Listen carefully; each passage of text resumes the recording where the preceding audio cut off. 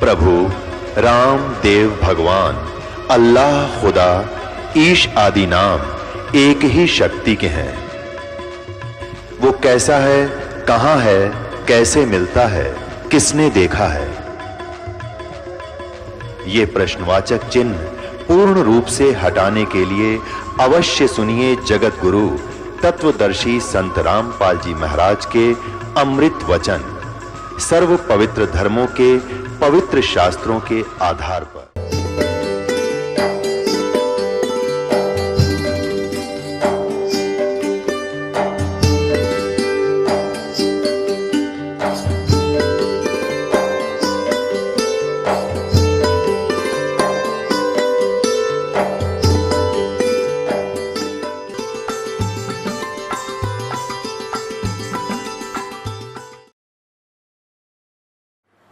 बोलो सतगुरुदेव की जय। बंदी छोड़ कबीर परमेश्वर जी की जय। बंदी छोड़ गरीबदास जी महाराज जी की जय। स्वामी रामदेवानंद जी गुरु महाराज जी की जय।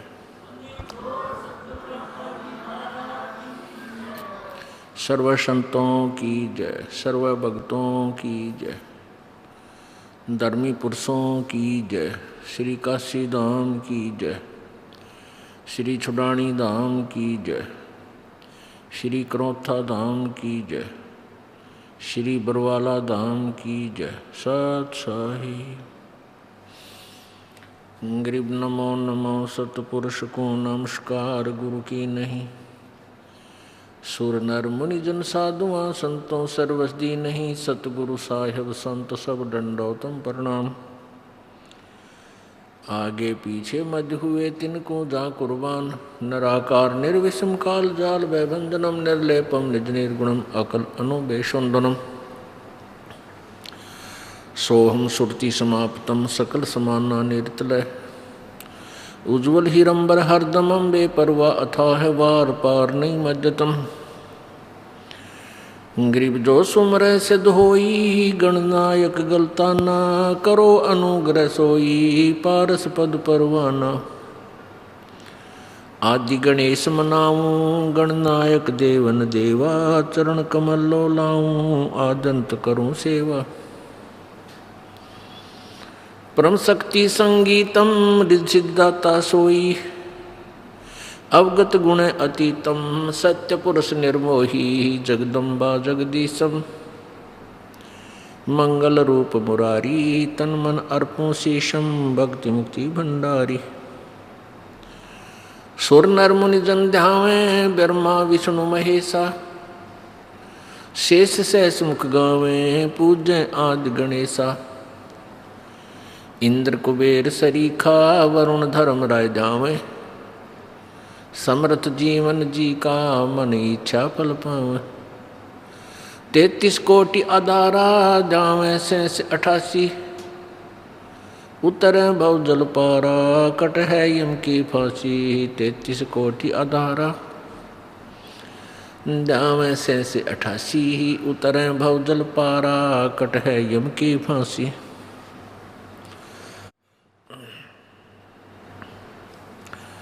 सत साहिब कर जोरूं विनती करूं। धरूं चरण पर शीसे। गुरु जी राम देवानंद जी महाराज ने दियो नाम बख्शीश। कोटि कोटि सिजदा करूं कोटि कोटि प्रणाम। चरण कमल में राखियो मैं बांधी जाम गुलाम। कुत्ता तेरे दरबार का मोतिया मेरा नाम। गले प्रेम की जेवड़ी झांखे चोवा जाऊं मैं। तो करो तो बावड़ूं दूर दूर करो तो जाऊं। जो राखो तो ही रहूं। जो देवो सुख। जय इब के सतगुरु मिले। सब दुख आँखों रो, चरणों ऊपर शीश धरूं, कहूँ जो कहनी हो। कबीर गुरु जी मिल लेंगे, पूछेंगे कुशलात, आदि अंत की सब कहूँ, अपने दिल की बातें। गुरु जी तुम ना भूलियो, चाहे लाख लोग मिल जाएं, हमसे तुमको बहुत हैं, तुमसे हमको नहीं। तुमरे विसारे क्या बने, मैं किसकी शरण में जाऊं। शिव ब्रंच मुनि नारदा, इनके हृदय न समाऊं। अब गुण किए तो बहुत किए, करत न मनी हारे। बावे बंदा बख्श दियो, बावे गर्दन उतारे। अब गुण मेरे बाप जी, बख्शो गरीब नवाजे। जो मैं पूत कपूत हूँ, बहुर पिता को लाज। मैं अपराधी जन्म का, नख सिख बरे विकारे। तुम दाता दुख भंजना, मेरी करो संभार। परमपिता परमात्मा परमेश्वर पूर्ण ब्रह्म, अनंत कोटि ब्रह्मांड के रचनहार कबीर देव, कबीर साहब, अल्लाहु अकबर, उस परमेश्वर की असीम कृपा से इस घोर कलयुग में ये सत्संग प्रारंभ हुए। उसी परमेश्वर की कृपा से ही ये सत्संग, ये सत विचार, यथार्थ ज्ञान आप जी तक पहुंच रहा है। इस पूरी पृथ्वी के ऊपर, इस 21 ब्रह्मांड में कोई भी सत्संग नहीं करता। सभी के पास कुसंग है, शास्त्र विरुद्ध ज्ञान है। यथार्थ भक्ति से वो परिचित नहीं है, यथार्थ ज्ञान से भी वो लोग परिचित नहीं है। परमेश्वर की वाणी में कहा है कि भवन चतुर्दश, 3 लोक और भवन चतुर्दश कोई नहीं सत्संगी। पुण्यात्माओं, सत्संग शब्द ही हमें प्रमाणित करता है कि सत्य ज्ञान, सत्य वचन जो सब सद्ग्रंथों से मेल खाते हों, उस ज्ञान की जहाँ चर्चा होती है, उस ज्ञान का जहाँ प्रचार होता है, वो सत्संग है। और जहाँ यथार्थ ज्ञान प्रचार नहीं होता, वो सत्संग नहीं है। प्रारूप वैसा ही है, क्योंकि डुप्लीकेट और ओरिजिनल सभी मिलते जुलते ही होते हैं, लेकिन उनकी जो परख जानता है ओरिजिनल और डुप्लीकेट को, उसको बहुत अंतर नजर आता है। जैसे बूरा और नमक 2 कटोरियों में रखा हो, एक जैसे ही लगते हैं। आपको बूरा की चाह है और चम्मच भर लिया नमक का और मार लिया फांका, वो बूरा समझकर, तो आपका सारा ही टेस्ट खराब हो गया। ऐसे ही सभी सत्संग, सभी संत अच्छे लगते हैं, सिमिलर होते हैं, एक जैसे ही होते हैं, समांतर होते हैं। उनके वचन बहुत से मिलते जुलते भी होते हैं, लेकिन बूरा और नमक ही समझ लेना। उसको तो वही समझ सकता है जिसने बूरा खा रखी हो फिर नमक का टेस्ट करे। और जहाँ देखे वहाँ नमक ही है, उसी को चाट रहे हैं, तो सभी ये सोच रहे हैं यही बुरा होगा। ऐसा नहीं है। दास ने तो ये शब्द बोला है कि एक 3 लोक और भवन चतुर्दश कोई नहीं सत्संगी, ये बहुत महत्व रखता है। पुण्यात्माओं, यदि इस ब्रह्मांड में, इन 21 ब्रह्मांडों में यदि यथार्थ ज्ञान होता तो परमेश्वर को यहाँ नहीं आना पड़ता। उस सर्वशक्तिमान सतलोक के वासी कबीर देव को, कबीर प्रभु को इस लोक में आने की आवश्यकता नहीं पड़ती। उस परमेश्वर को इसलिए आना पड़ता है कि इस काल के दूतों ने काल प्रेरणा से ज्ञान का अज्ञान बना रखा होता है।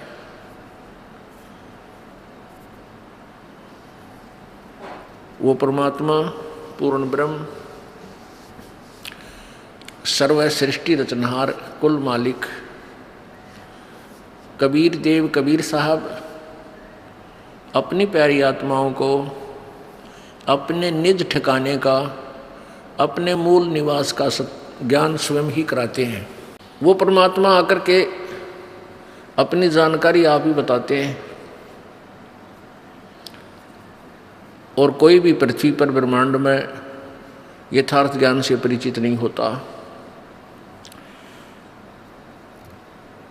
पुण्यात्माओं, आपका सौभाग्य है कि आपको कलयुग के उस दौर में, कलयुग के उस समय में आपका मनुष्य जीवन है कि अब परमात्मा प्राप्ति सहज में हो सकती है।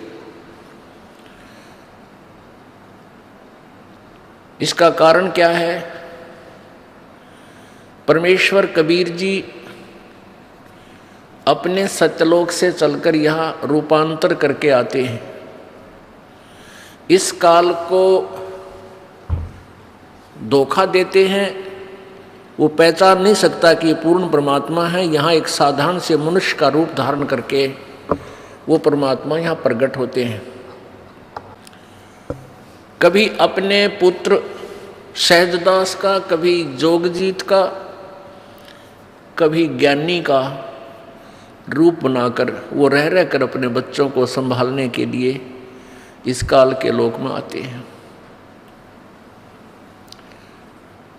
तो परमात्मा जब सर्वप्रथम रूपांतर करके अपने पुत्र सहजदास का रूप बना करके आए थे, जहाँ पर ये काल भगवान 1 लाख प्राणियों का आहार करता है, वहाँ एक तपतशिला है, एक तवा होता है, जैसे अच्छा लंबा चौड़ा तवा हो, और वो अपने आप पत्थर की टुकड़ी है, अपने आप स्वतः गर्म रहती है, बहुत तेज गर्म रहती है। और ये काल 1 लाख मानव शरीरधारी प्राणियों के सूक्ष्म शरीर को उस तपतशिला पर डालकर इनसे गंध निकालता है, इनको खूब अच्छी तरह गर्म करता है। और ये प्राणी वहाँ तड़फते हैं बुरी तरह उस तपतशिला के ऊपर। और इनके अंदर से सारे जीवन में जो इन्होंने स्थूल शरीर से जो विकार किए, कोई आहार किया, सुल्फा, तमाकू, शराब पी, वो सब अंश उस सूक्ष्म शरीर में डिपॉजिट होता है। उसको वहाँ गर्म करके जीव के सूक्ष्म शरीर से निकालता है, तड़फ जैसे बहुत बुरी तरह मेल्ट कर देता है, पिघला देता है उनके शरीरों को, बहुत बुरी तरह गर्म बहुत करता है। लेकिन जीव मरते नहीं, परेशान बहुत होते हैं, तो उनको बहुत ज़्यादा पीड़ा होती है और हाहाकार चिल्ला चिल्ला कर अचेत हो जाते हैं। और उनसे निकले हुए गंध को ये काल भगवान 21 ब्रह्मांड का स्वामी, जिसको ब्रह्म कहा जाता है, जिसको ज्योत स्वरूपी निरंजन भी कहते हैं, ये आहार करता है, उस गंध को खाता है। पुण्यात्माओं, यहाँ आप देख रहे हो, बकरा मार लिया, मुर्गा काट लिया, उसकी जान गई, तड़फ रहा है, और खाने वाला बनाकर उसको नमक मिर्च गिर के उंगलियां चाट रहा है, खुशी मना रहा है। ये सारा ही ऐसा व्यवहार है इस गंदे लोक में, अपने स्वार्थ के लिए जीव ना जाने के जुल्म कर डालता है। परमात्मा ने आकर यही बताया कि जिस लोक में तुम रह रहे हो ये रहने का ठिकाना नहीं है, ये बहुत ही गलत और गंदा स्थान है, यहाँ कोई भी व्यवहार ठीक नहीं है किसी भी प्राणी का। आप सतलोक में रहा करते थे, उसको छोड़कर आपने बहुत बड़ी भूल की है, उस गलती का सुधार कर लो और चलो वापस अपने सत्यलोक में, जहाँ कभी मृत्यु नहीं, कोई दुख नहीं, कोई कष्ट नहीं, कोई टेंशन नहीं, कोई रोग नहीं। लेकिन हम गलत ज्ञान से इतने रंगे जा चुके हैं, हम उन दंत कथाओं से, लोकवेद से इतने ओतप्रोत हो चुके हैं कि हम इस सत्य को स्वीकार करने को तैयार नहीं होते। यदि हम इस सत्य को स्वीकार कर लें तो मोक्ष में देरी नहीं है। मोक्ष तो सबसे आसान है, उसका तरीका मिलना कठिन है। उस तरीके पर, उस विधि पर विश्वास होना ही मुश्किल है, कठिन है। कठिन इसलिए है कि हमने गलत ज्ञान गढ़ा सुन रखा है। करोड़ों संत सब उल्ट ज्ञान दे रहे हैं और सबकी धारणाएं भिन्न भिन्न है, सबके कथन, सबके अपना अनुभव एक दूसरे से मेल नहीं खाता, उनका ज्ञान भी दूसरों से भिन्न है, भिन्न भिन्न पंथों के, और भिन्न होते हुए भी उनका यथार्थ ज्ञान नहीं है। तो जिस कारण से आप जी उन संतों के सुने हुए ज्ञान को सत्य मानकर पूर्ण रूप से आश्रित हो चुके हो। परमेश्वर कबीर जी ने उन तपस्शिला पर जल रहे प्राणियों की दुर्दशा को देखकर वहां खड़े हुए और कहा कि हे बच्चों, तुम सतलोक के वासी हो और आप इस गंदे लोक में अपनी गलती से फंस गए। परमात्मा परमेश्वर कबीर जी जब वहां आकर खड़े हुए उस तपस्शिला के ऊपर, तो सभी प्राणियों के ऊपर जो वो दबाव था तपस्शिला का, वो अग्नि का जो प्रभाव था वो खत्म हो गया। जो ही अग्नि जो आंच लग रही थी वो निष्क्रिय हुई प्रभु की कृपा से, तो सभी प्राणी एकदम बैठ गए उस तपस्शिला पर, जैसे आम स्थान पर बैठे हों। लेकिन वह टुकड़ी उसी तरह उबल रही, गर्म है, बहुत गर्म है। प्रभु की कृपा से उनको वो आंच महसूस नहीं हो रही। तब उन्होंने देखा कि सामने कोई संत खड़ा है, कोई साधु खड़ा है। पुण्यात्माओं, हम परमात्मा की प्राप्ति के लिए चलते हैं तो हम सोचते हैं कि प्रभु साधु रूप में आता है, संत रूप में आता है, और ऐसा ही होता है। परमात्मा भी कहते हैं कि ना जाने किस रूप में परमात्मा मिल जावे। तो परमात्मा वहाँ खड़े सामने नजर आ रहे थे। उन्होंने प्रार्थना की कि हे प्रभु, हम यहाँ किस कर्म के दंड को भोग रहे हैं। तब परमेश्वर ने कहा, कबीर जी ने कहा, जो सहजदास रूप में वहाँ विद्यमान थे,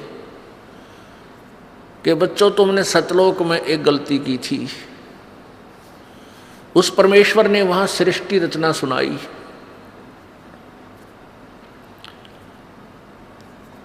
उन्होंने बताया, परमेश्वर ने बताया कबीर जी ने, कि तुम सतलोक में रहा करते थे सभी, वहां कोई कष्ट नहीं था तुम्हारे को, ना मृत्यु थी, ना ये तपस्शिला का कष्ट था, ना कोई रोग था, ना कोई कोढ़ था, किसी चीज का अभाव नहीं था आप जी को। तुम अपनी गलती से यहाँ काल के जाल में फंस गए।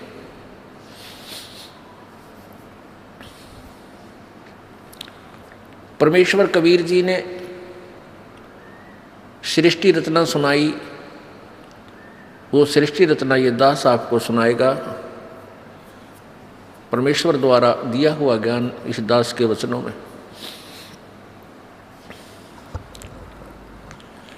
सर्वप्रथम केवल एक ही लोक था जिसको अकय लोक बोलते हैं, अनामी लोक कहते हैं। उसमें परमेश्वर कबीर जी अकेले थे। उसके बाद उस परमेश्वर ने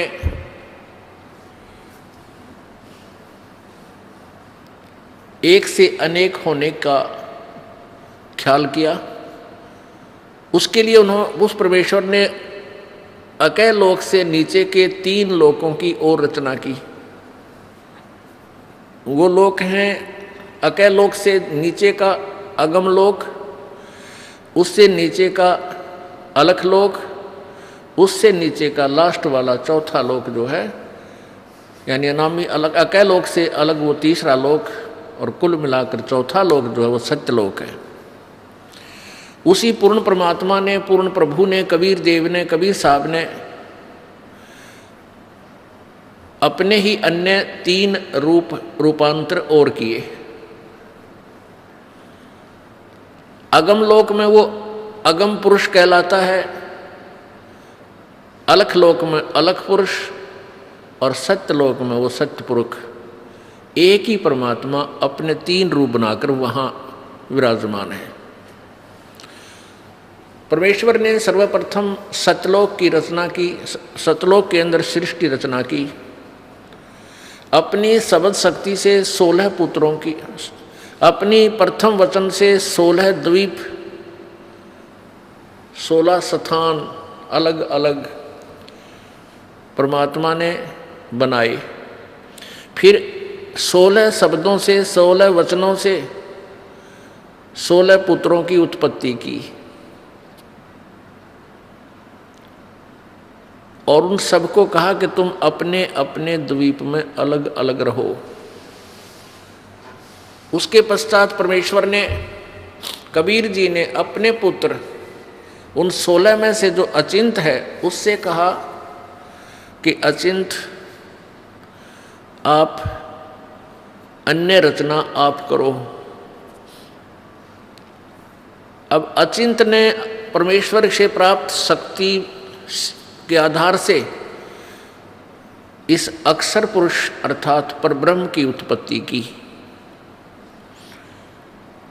अक्षर पुरुष स्नान करने के लिए उस मान सरोवर में चला गया जो परमात्मा ने ही उन सब द्वीपों के साथ ही रचना की थी। ये सरोवर तालाब आदि एक जैसे शहर के नगर के अंग ही होते हैं, ऐसे इस मान सरोवर के अंदर वो स्नान करने के लिए गया, क्योंकि वहाँ श्वासों से शरीर नहीं है। सतलोक में श्वासों से शरीर नहीं है, और वहाँ ऐसा शरीर है जो बगैर वायु के भी रह सकते, वहाँ जीवित रहते हैं। जैसे आप देखते हो जल के प्राणी जल में ही रहते हैं, वो बाहर वायु ग्रहण करने आते ही नहीं। तो जल के अंदर वो जाकर के उस शीतल जल में सो गया, काफ़ी समय तक बाहर नहीं आया।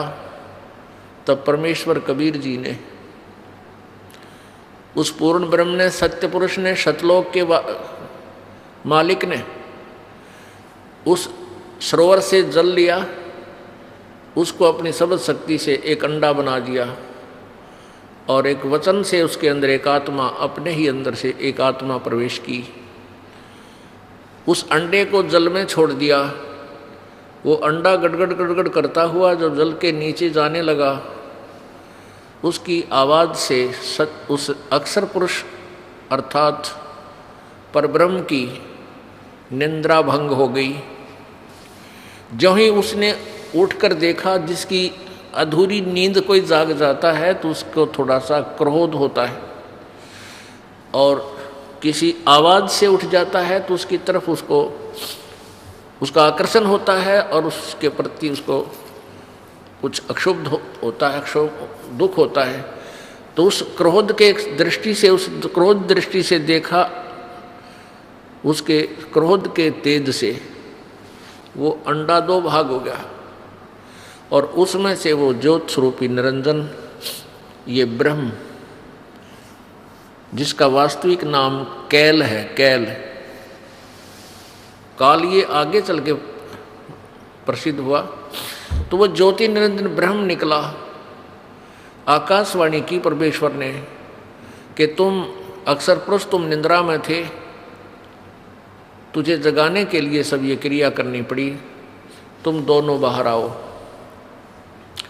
दोनों बाहर आए, प्रणाम किया।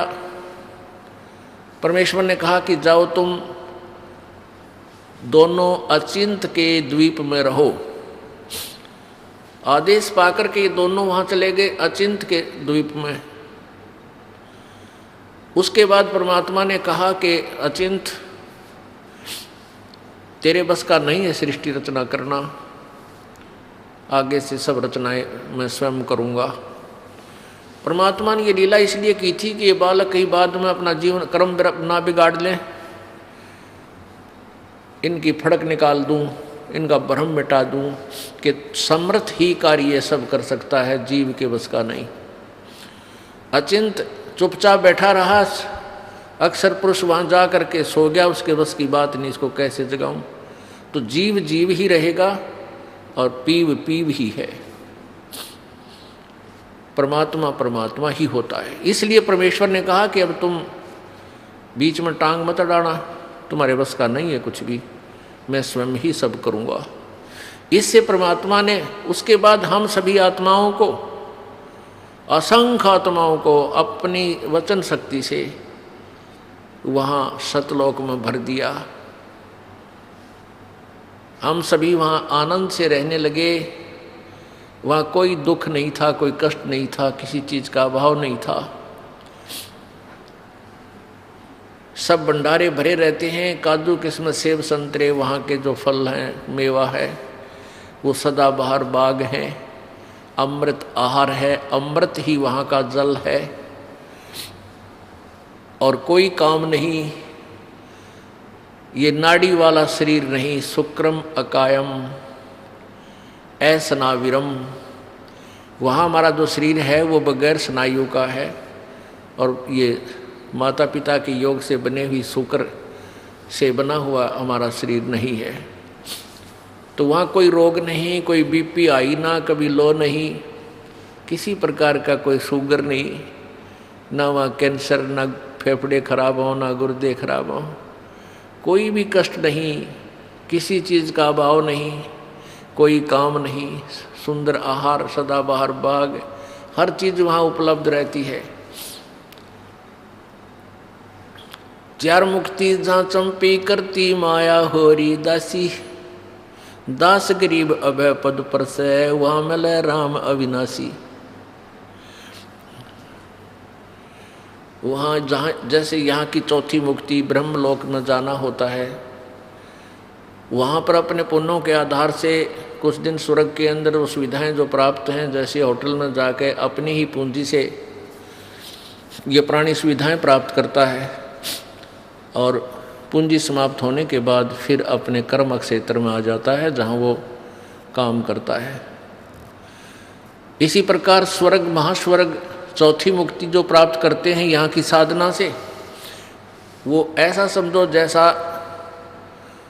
शिमला के अंदर कोई सेठ साहूकार व्यक्ति, धनी व्यक्ति गर्मियों के दिनों में 2 महीना विश्राम करावे, अपने 20-30 हज़ार रुपये ले जावे और सब अपनी जेब से खाओ पियो मस्ती मारे, बर्बाद करके वापस अपनी फिर दुकान पा बैठे, फिर कर्म करे, फिर पैसे बचावे, अगली गर्मियों में फिर 2 महीने घूमे आवे। ऐसा यहाँ की स्वर्ग, महास्वर्ग अर्थात ब्रह्मलोक तक की उपलब्धि है, प्राप्ति है, का फल है। तो परमात्मा कहते हैं सतलोक के अंदर वहाँ पर ये चारों मुक्ति सदा पड़ी रहे, कभी समाप्त नहीं हो। जो सुख यहाँ की चौथी मुक्ति प्राप्त प्राणी को है, वहाँ आपका कभी समाप्त नहीं होगा, वो आपके चरणों में इतना सुख सदा रहेगा और सदा था।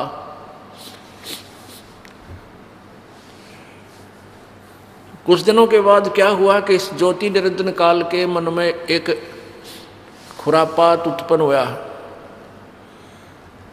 इसमें कुबध उत्पन्न हुई, कुमति। इसने सोचा कि मेरे सभी भाई जितने भी हैं सब अलग अलग आराम से रह रहे हैं, बड़े बड़े द्वीप हैं उनके, और हम 3 एक द्वीप में रह रहे हैं। तो उसने क्या किया, एक पैर पे खड़ा होकर तपस्या प्रारंभ की। किसने? इस ज्योति निरंजन ने, ब्रह्म ने, जो 21 ब्रह्मांड का स्वामी है। वहाँ सतलोक में ये केवल एक द्वीप में रहते थे 3 जने। तो इसने 70 युग तक जब तप किया, और जब ये तप कर रहा था, हम इस काल के जाल में कैसे फंसे। पुण्यात्मा, ये परमात्मा कबीर उस पूर्ण ब्रह्म द्वारा बताई गई कहानी है। ये कोई बालकों की कथा नहीं, या भूतों की कहानी नहीं है, या फिल्म स्टोरी नहीं है। ये 100% यानी 100% सत्य है। आपको बताया कि आप जी ने वो अज्ञान इतना सुन रखा है, वो बकवाद इतनी सुन रखी है कि सत्य कथा को आप बकवाद समझते हो। ये सोचते तो बनावटी बातें हैं। बनावटी बातें बनाने की उस परमेश्वर को कोई आवश्यकता नहीं थी। हम बहुत बना रहे थे, बहुत अपनी अपनी डफली बजा रहे थे, तभी आकर के उस परमेश्वर ने हमें शिक्षा दी कि तुम गलत ज्ञान से रंगे जा चुके हो। प्रत्येक पॉइंट परमात्मा का एक एक शब्द सत्य है। क्या कहा, कैसे हम फंसे कि जब ये ज्योति निरंजन काल, ये ब्रह्म तपस्या कर रहा था, एक टांग पर खड़ा होकर के अलग से स्थान प्राप्ति के लिए, राज्य प्राप्ति के लिए, तब से राज्य प्राप्त होता है। तो हम इसकी तरफ देख रहे थे, इसकी इस कला पर, इस अदा पर, इस एक्टिंग पर हम सभी आत्माएं आसक्त हो गए। हम इसको हृदय से पसंद कर बैठे। परमात्मा पूर्ण ब्रह्म कबीर जी ने, यानी सत्य पुरुष ने आवाज लगाई, आकाशवाणी की कि बच्चों, तुम मस्त रहो, इसकी क्रिया पर ध्यान मत दो। अब परमपिता की आकाशवाणी आवाज सुनकर हम ऊपर से तो सावधान हो गए, परंतु अंदर से उसकी चाह मिटी नहीं। जब इसने 70 वर्ष तक, 70 युग तक तप कर लिया, तब परमेश्वर ने पूछा कि क्या चाहता है ज्योति निरंजन, तू किस लिए ये हठ कर रहा है। इस ब्रह्म ने, ज्योति निरंजन ने कहा कि पिताजी, मेरे लिए स्थान कम है, मुझे अलग से स्थान देने की कृपा करें। परमेश्वर कबीर जी ने कहा कि ठीक है, तुझे तेरे 70 युग के तप के प्रतिफल में मैं तुझे 21 ब्रह्मांड देता हूँ। जैसे एक धनी पिता अपने पुत्र को 21 प्लाट दे दे कि ले भाई, ये 21 प्लाट तेरे हैं, क्यों रोजाना टेंशन पैदा करता है, तू झगड़ा करता रहता है, ले पकड़ अपने 21 प्लाट तू अपने अलग रख। ऐसे इसको 21 प्लाट दे दिए परमेश्वर ने, 21 ब्रह्मांड दे दिए। अब ज्योति निरंजन काल ने सोचा, ब्रह्म ने सोचा कि इसमें कुछ कंस्ट्रक्शन करूं, रचना भी हो, खाली प्लाट के काम आओगे। इसने फिर तपस्या प्रारंभ की, 70 युग फिर की, और हम और ज्यादा इस पर आसक्त होते चले गए। परमात्मा रह रहकर हमें समझाने की चेष्टा कर रहे हैं कि तुम अपने मस्त रहो, इसकी इस क्रिया पर ध्यान मत दो। लेकिन हम इतने ढीठ हो गए, अपने परम पिता को भी धोखा देने में नहीं चूके। दूसरी बार जब इसने 70 युग तप किया तो परमात्मा ने पूछा भी, क्या मांगता है तू? जो तू मांग रहा था वो मैंने दे दिया। ज्योति निरंजन ब्रह्म ने कहा कि प्रभु पिताजी, इसमें कुछ रचना की सामग्री देने की कृपा करो। परमेश्वर ने कहा कि ले बेटा, 5 तत्व और 3 गुण प्रभु ने बनाकर अपनी सबद शक्ति से उत्पन्न करके इसको दे दिए। अगले खेल ले, खेल खिलौनों से। अब इसने सोचा भी कंस्ट्रक्शन भी कर लूंगा, फिर अकेले का जी लग गया 21 प्लाटों में, तो संतान भी चाहिए, यानी मेरे साथ कुछ आत्माएं भी हों, मेरे साथी हों, मिलजुल कर वहाँ रहें आराम से। इस दृष्टिकोण से इसने फिर तपस्या की। उस समय इसने 64 युग तक जब तप कर लिया, तब परमेश्वर कबीर जी ने, सत्य पुरुष ने पूछा कि भाई ज्योत निरंजन, जो तू मांगता था वो मैंने तुझे दे दिया, जो तूने मांगा वो मैंने तुझे दे दिया, अब क्यों हट कर रहा है, अब क्या चाहता है तू? तो ज्योति निरंजन ने कहा कि पिताजी मुझे कुछ आत्माएं दे दो, मेरा अकेले का जी नहीं लगता, दिल नहीं लग रहा। परमेश्वर ने कहा कि भी बात सुन ले ज्योति निरंजन, ये सभी आत्माएं मेरे बच्चे हैं, मेरा अंश है, क्योंकि मेरे वचन से, मेरे शरीर से ये बाहर आए हैं, उत्पन्न मैंने उत्पन्न किए हैं। ये जीव नहीं दे सकता किसी कीमत पर, किसी भी तेरी क्रिया पर और किसी भी तप से जब से मैं ये नहीं दूंगा, मैं नहीं दे सकता, ये मेरी आत्मा है। उस अंतर्यामी परमात्मा को सब पता था कि ये दूध फट गया, ये सेब खराब हो गए, और सेब खराब हो जाए तो वो सेब सेलर उस सेब को उन सेबों से बाहर दूर फेंक देता है, बाहर फेंक देता, उसको मंडी के खागड़ खाया करें, फिर पातला कुचला, कुत्ते खावें, गधे खावें।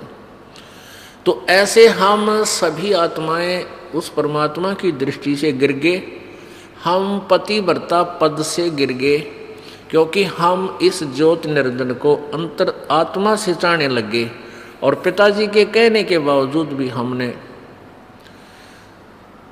अपनी चाहत को वापस नहीं किया। पुण्यात्माओं, आप देखते हो ये रोग हमारा वहीं से लगा था।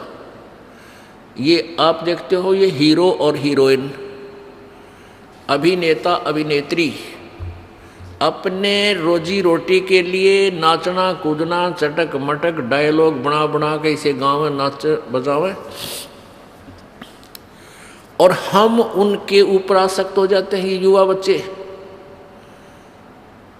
और माता पिता कितना इनको धमका ले टेलीविजन ना देखियो, कितना इनको कह ले कि सिनेमा देखने मत जाइयो, कहेंगे को नहीं जावा, और सिनेमा का वहाँ पाऊंगी।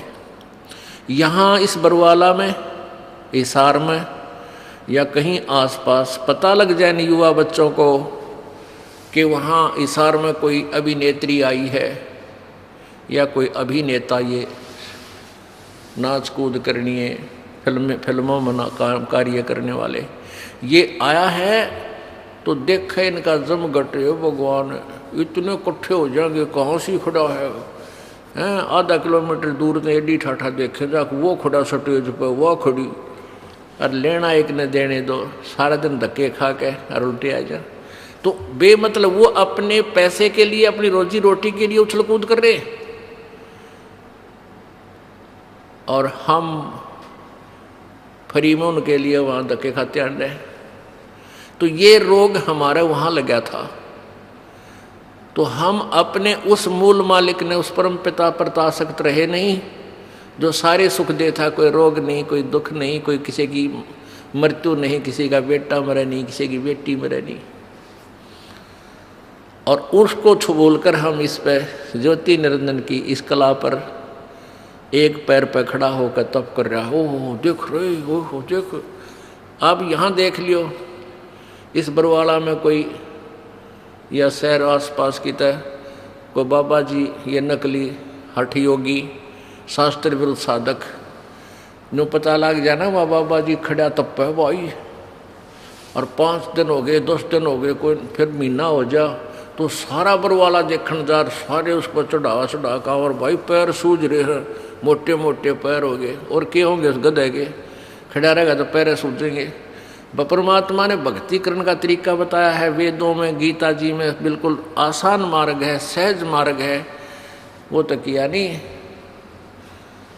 तो उस पर आसक्त हो जाए, किसी को कह दे भाई बैठ कर भजन कर ले, ये नाम है, ये मंत्र हम जो आपको बताते सबसे आसान, यूँ ना बने और न्यू के उठो पेट पलनिया जाऊँगा और कावड़ लाऊंगा फुदड़ फुदड़ पैदल जाकर पैदल कितना डले डुवाले डोलेगा पर बैठ कर मंत्र 2 माला करते हैं अंगड़ाई टूटने लग जाए चल लगे तो घूम का वहाँ अब घूमा पर घूमना पर हो गया अपने पाछे फिर कौन बैठने देगा।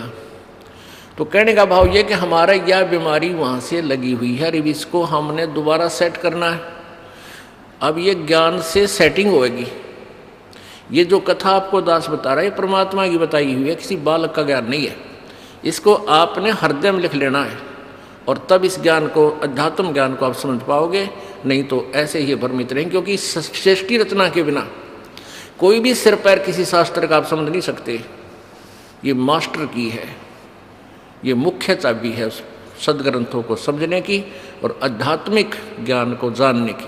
तो परमेश्वर ने कहा भाई बात एक शर्त है मेरी, एक शर्त पर मैं तेरे साथ अपनी इन आत्माओं को भेज सकता हूँ, यदि कोई सब इच्छा से तेरे साथ जाना चाहते हो तो चले जाएंगे, फिर मैं उनको आज्ञा दे दूंगा। ज्योति निरंजन ये ब्रह्म हमारे पास आया, सभी आत्मा जो आज गधा कुत्ता सुअर मच्छर माखी गंदी लाड़ी के कीड़े हैं, जल के कीड़े जलचर बने हुए हैं, या ब्रह्मा विष्णु महेश बने हुए हैं, या दुर्गा बनी है, माताएं बनी हैं, जितनी देवियां बनी हैं, देवता बने हैं, ये सभी हम वहाँ सतलोक में रहा करते हैं। ये ज्योति निरंजन हमारे पास आया, ओए होए हम तो पहले चाह रहे थे इसको जैसे यहाँ कोई आ जाए हीरो, और फिर देखे ना बालक पता लगते उनसे पता लगा रोटी छोड़ के भाग लेंगे, हीरो आ गया, हीरो आ रहा, हीरो आ रहा है, वहाँ जा खड़े होंगे। तो ऐसे हम सभी उसके चारों तरफ घूम गए, झूम गए। उसने कहा कि भाई ऐसा है, मैंने पिताजी से 21 ब्रह्मांड लिए हैं और उसमें रचना करने की सामग्री भी ली है, आप मेरे साथ चलोगे? वहाँ से बनाऊंगा, स्वर्ग बनाऊंगा, महास्वर्ग बनावाएंगे, हैं वहाँ से ऐसे लगाएंगे, मेवा लगाएंगे, ऐसे करेंगे।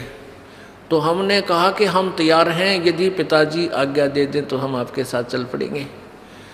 ज्योति निरंजन ने परमपिता से जाकर कहा कि पिताजी कुछ आत्माएं सब इच्छा से मेरे साथ जाने के लिए एग्री हैं, सहमत हैं। परमेश्वर ने कहा कि मेरे सामने उनसे स्वीकृति दिला तब मैं मानूं। परमेश्वर कबीर देव, सतपुरुष कबीर देव, कबीर साहब वहाँ आए और हम सबसे कहा कि भाई जो आत्मा इस ज्योति निरंजन के साथ जाना चाहता है वो हाथ खड़ा करके स्वीकृति दे। अब पिताजी के सामने जो रोज ये कहा करता कि इसकी तरफ मत देखो, हम सभी शर्मिंदा हो गए और नीची गर्दन कर ली, कोई नहीं बोला, सन्नाटा छा गया। परमेश्वर ने फिर कहा कि भाई बोलते क्यों नहीं तुम? ये ज्योति निरंजन तो कह रहा था कि कुछ आत्माएं मेरे साथ चलने को तैयार हैं, बताओ कौन है? परमेश्वर ने कहा भी ज्योति निरंजन तो झूठ बोल रहा था, कोई भी तेरे साथ जाने को तैयार नहीं है। तो ऐसा सुनकर एक कर्महीन आत्मा ने सबसे पहले स्वीकृति दी कि मैं जाना चाहता हूँ, मैं जाना चाहता हूँ। अब फिर हमने सोचा कि सारी लूट ये अकेला लूट जा, वो आत्मा अकेली ही लूट जा। तो फिर हमने भी सारा, जैसे बच्चे क्लास में नहीं होते, अध्यापक पूछता है भाई जिसका प्रश्न याद है वो हाथ खड़ा करे, पहले डरता डरता एक आधा कराया करे, फिर उसको देखते सारे कर दे कदे हमारे पिटाई हो जा। तो सभी के हाथ लहरा रहे हैं। परमात्मा बोले भाई ठीक है, ज्योति निरंजन तू जा अपने ये 21 ब्रह्मांड जो प्लाट थे ये ऊपर ही थे सतलोक के अंदर एक कोने में बहुत दूर। परमेश्वर ने कहा कि तू जा अपने उन प्लाटों में, इन सभी आत्माओं ने जो तेरे साथ जाने की स्वीकृति दी है ये मेरे कंप्यूटर में आ गई, इनकी सब के नंबर, इनको मैं अपने हिसाब से भेजूंगा और तेरे पास ये आ जाएंगे। ज्योति निरंजन चला गया। उस समय परमेश्वर कबीर जी ने उस आत्मा का जिसने सबसे पहले हिम्मत की थी अपने परम पिता से विमुख होने की, उसका एक लड़की रूप बना दिया, एक लड़की का रूप बना दिया, लेकिन उसको स्त्री इंद्री नहीं लगाई परमात्मा ने, बाकी स्वरूप लड़की का बनाया। इसमें भी कोई राज था दाता का। ये देखना चाहते थे कि ये नीच आत्मा, ये निरंजन कितना और गिरावट में आता है, और हम सभी आत्माओं को सूक्ष्म रूप बनाया, बीज रूप, और दुर्गा के शरीर में अपने वचन शक्ति से प्रवेश कर दिया। जैसे आप देखते हो कि डॉक्टर बताते हैं कि 1 मिलीग्राम ब्लड में अरबों खरबों जीवाणु होते हैं, और उस ब्लड को निकाल कर वो दूसरे में डाल देते हैं। अरबों खरबों जीवाणु एक से दूसरे में चले जाते हैं। ऐसे परमेश्वर ने अपने वचन शक्ति से, यानी उस सिरंज से, इंजेक्शन से, वचन इंजेक्शन से सभी को सूक्ष्म रूप दे करके और उस दुर्गा के शरीर में प्रवेश कर दिया। उस लड़की का नाम प्रकृति देवी रखा, प्रकृति। आगे चल के यही दुर्गा अष्टांगी आदि नामों से प्रसिद्ध हुई।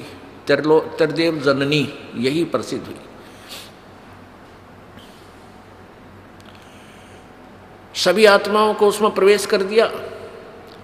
उस लड़की से कहा कि बेटी, तेरे अंदर मैंने सभी आत्माओं को प्रवेश कर दिया है, और तेरे को मैं एक वचन शक्ति देता हूं कि जितने जीव तू कहेगी उतने ही तेरे वचन से, तेरे अंदर से अपने आप मेरी ताकत से, मेरी पावर से, मेरी शक्ति से बाहर आ जाएंगे, और वो युवा शरीर में प्रकट हो जाएंगे।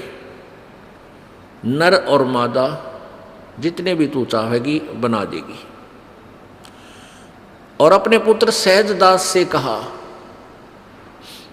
कि जा सहजदास, अपनी बहन को, वो सहजदास कौन है? जो सबसे पहले 16 पुत्र उत्पन्न किए थे, उनमें से एक है सहजदास। कि जा इस लड़की को, अपनी बहन को ज्योत निरंजन के पास छोड़या। अब सहजदास अपने परम पिता की आज्ञा पाकर अपनी बहन दुर्गा को लेकर के ज्योत निरंजन के पास गया। प्रभु आदेश से उसे कह दिया, और आदेश दिया था प्रभु ने जोगजीत को कि सहजदास को कि बता देना उसको कि इस लड़की के अंदर मैंने सब आत्माएं प्रवेश कर दी हैं, और इस लड़की को शब्द शक्ति दे दी है, जितने जीव तू कहेगा ये उत्पन्न कर देगी। सहजदास ने जाकर के ज्योत निरंजन से कहा कि परमेश्वर ने, पिताजी ने सभी जीवात्मा जो तेरे साथ आना चाहती थी सबको सूक्ष्म रूप दे करके बीज रूप में और इस लड़की में प्रवेश कर दिया है, और इसको शब्द शक्ति दे दी है कि जितने जीव ये तू चाहेगा ये उसी से मैं उत्पन्न कर देगी, नर और मादा। ऐसा कहकर के जो सहजदास वापस आ गया, वहां दुर्गा यानी ये प्रकृति और वो काल ज्योत निरंजन दोनों रह गए। अब युवती होने के कारण लड़की का रंग रूप निखरा हुआ था, और ज्योति निरंजन के अंदर ये काम वासना का अंकुर फूट गया। उस युवा लड़की को देखकर इसके अंदर दुर्विचार उत्पन्न हुए। लड़की के साथ दुर्व्यवहार करने की चेष्टा की, उसके साथ बदतमीजियां प्रारंभ की। दुर्गा समझ गई कि इसकी नीयत में दोष आ चुका है। प्रकृति देवी ने कहा कि ज्योत निरंजन मेरी एक अर्ज सुन ले, तू ये पाप मत कर। तू मेरा बड़ा भाई है, मैं तेरी छोटी बहन हूँ। तू पहले परमात्मा ने अंडे से उत्पन्न किया, उसके बाद हमारी उत्पत्ति की,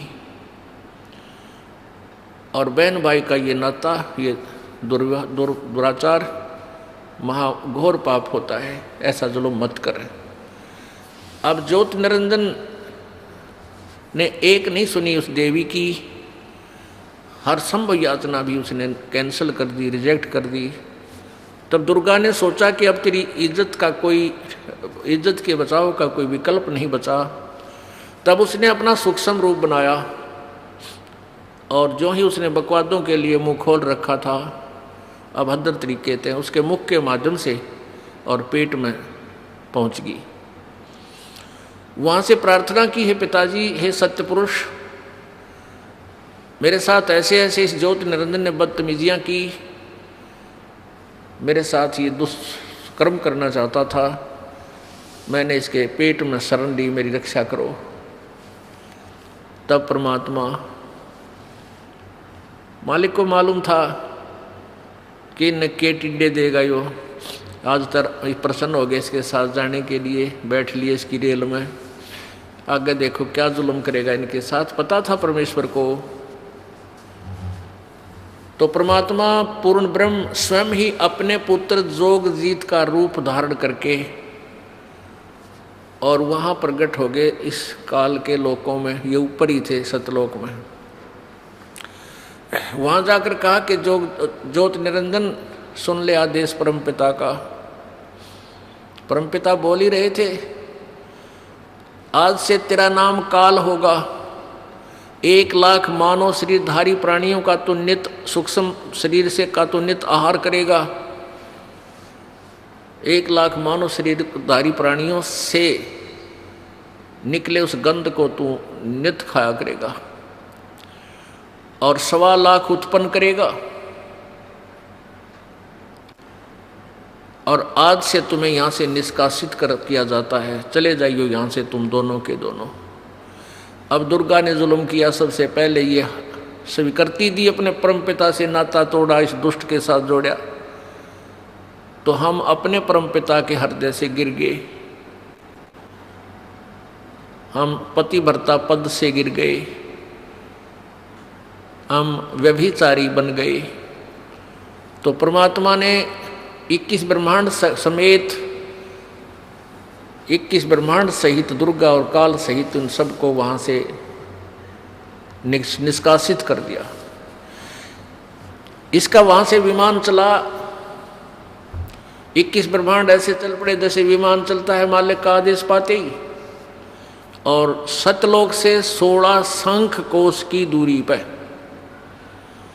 16 शंख कोश की दूरी पर आकर के ये ब्रह्मांड यहां से फिर अनंत परिक्रमा शुरू करती है। अब यहां चक्कर काट रहे हैं 16 शंख कोश की दूरी पर, नील पद्म शंख। अब गणित की रीति से इसको ऐसे जान सकते हैं जैसे 1000, 10,000, लाख, 10 लाख, करोड़, 10 करोड़, अरब, 10 अरब, खरब, 10 खरब, फिर नील, 10 नील, पद्म, 10 पद्म, फिर शंख, यानी 16 शंख कोश की दूरी पर। एक कोश में लगभग 3 किलोमीटर होते हैं। 48 शंख किलोमीटर दूर आ गए। अपने आत्माओं, अब इस काल ने सोचा कि मुझे जो सजा मिलनी थी वह मिल गई, अब मैं मनमानी करूंगा। अब उसने दुर्गा के साथ फिर वही लड़की को उसके पेट से निकाल दिया परमात्मा ने। वहीं दुर्गा को इस ज्योति निरंजन के पेट से अपनी शक्ति से निकाल दिया। इसका पेट चीर का ऑपरेशन करके, वचन से ऑपरेशन हो जाता है परमात्मा का, वचन से ही सारे ब्रह्मांड बन जाते हैं। अब इस काल ने फिर ज्योति निरंजन ने फिर दुर्गा के साथ बदतमीजी की।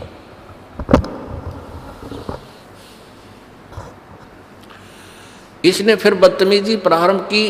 दुर्गा ने फिर प्रार्थना की कि ज्योति निरंजन, पहले तो तू मेरा बड़ा भाई, मैं छोटी बहन हुई तेरी, और फिर मैं तेरे पेट से बाहर आई हूँ, तेरी बेटी होगी, कम से कम किसी एक नाते की तो शर्म कर। इसने एक नहीं मानी और अपने नाखूनों से, अपने पावर से लड़की का प्रजनन इंद्री बनाई और उसके साथ फिर जबरदस्ती शादी की। उससे ये 3 पुत्र उत्पन्न किए, रजगुण ब्रह्मा, सतगुण विष्णु, तमगुण शिव जी। तीनों को एक एक गुण युक्त कर दिया। पुण्यात्माओं, ये कथा है जो परमेश्वर कबीर जी ने बताई। अब इस कथा को यदि हम एज इट इज छोड़ दें, जो कि तो छोड़ दें, तो कोई नहीं माने और सब ये कहें ये तो दंत कथा है, बनावटी बातें हैं, ये कि कदे सुनी नहीं, आज तक किसी ने बताई नहीं, कहाँ प्रमाण है, हमें दिखाओ।